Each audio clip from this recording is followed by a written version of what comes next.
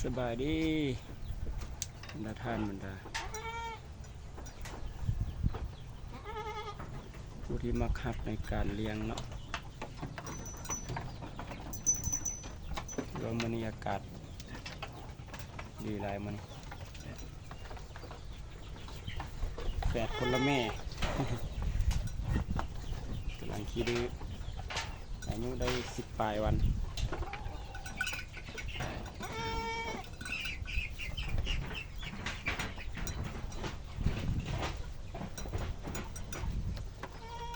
นี่ลาดพื้นบ้าน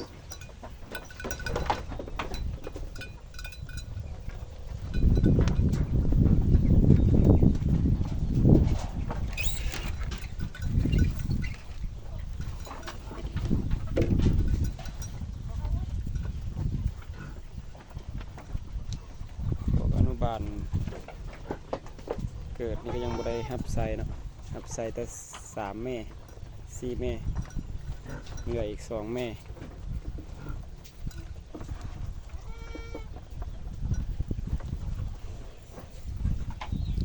กะว่าจะได้หับไซในไวๆนี้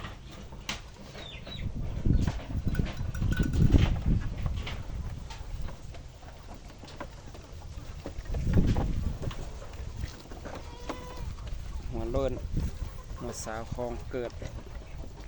หนุ่มยืนยน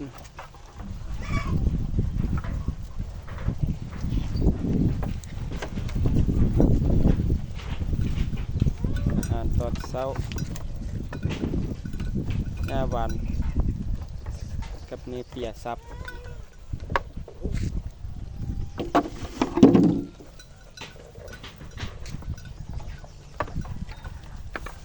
ก็ได้แก้ไขพ่อพันธุ์ประจำฟาร์ม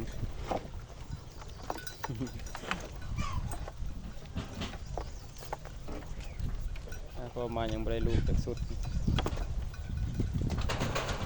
เบิ่งสุดต่อไปน่าจะมีทายาทนะครับสมกับพื้นเมืองเลย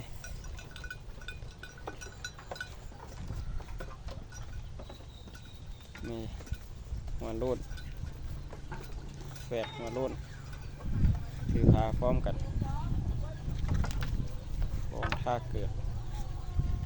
นมย้อนๆอีก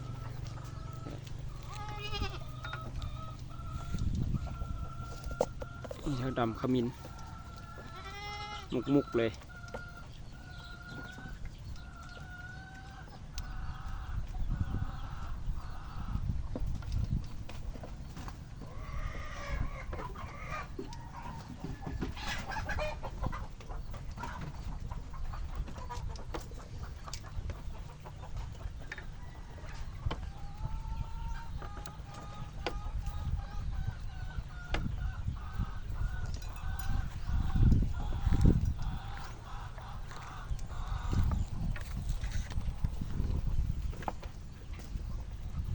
ดี2 ตัวเรียบๆงามๆ